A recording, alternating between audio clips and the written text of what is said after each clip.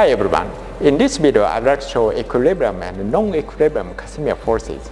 Suppose two bodies in vacuum, when body temperatures and environment temperature are the same, the system is called summer equilibrium or equilibrium in short.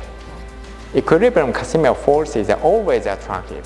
On the other hand, at least one of the temperatures is different, it is called non-equilibrium. Non-equilibrium Casimir forces can be repulsive. For example, body 2 is heated up, so then some photons are emitted and body 1 is heat away. This force corresponds to repulsive force. For summary, equilibrium Casimir forces are always attractive, and non-equilibrium Casimir forces can be repulsive. That's all. See you in the next video.